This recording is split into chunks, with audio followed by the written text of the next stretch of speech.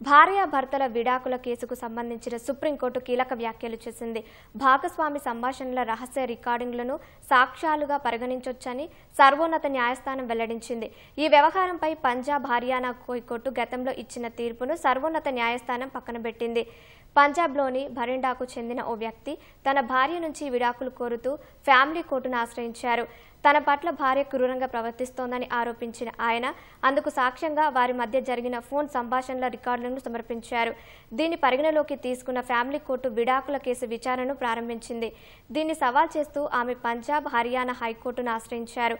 తన సమ్మతి లేకుండా, తనకు తెలియకుండా ఆ సంభాషణలు రికార్డు చేశారని, వాటిని సాక్ష్యంగా పరిగణిస్తే తన ప్రాథమిక హక్కులను భంగం వాటిల్లినట్లేనని వాదించారు. ఆ రహస్య రికార్డింగ్లను సాక్ష్యాలుగా పరిగణించవద్దని ఫ్యామిలీ కోర్టును హైకోర్టు ఆదేశించింది. దీంతో ఆ భర్త సుప్రీంకోర్టును ఆశ్రయించారు. భార్యాభర్తలు ఒకరిపై ఒకరు నిఘా పెట్టే పరిస్థితికి వచ్చారంటే వారి మధ్య వైవాహిక బంధం ఎంతగా బీటలు వారిందో అర్థం చేసుకోవచ్చని సుప్రీంకోర్టు వ్యాఖ్యానించింది. అందుకే ఆ రికార్డింగ్స్ను సాక్ష్యాలుగా పరిగణించవచ్చని స్పష్టం చేసింది. దీనిపై హైకోర్టు ఇచ్చిన ఉత్తర్వులను కొట్టేసిన అత్యున్నత న్యాయస్థానం ఈ విడాకుల కేసులో ట్రయల్ కోర్టు తమ విచారణ కొనసాగించొచ్చని తెలిపింది.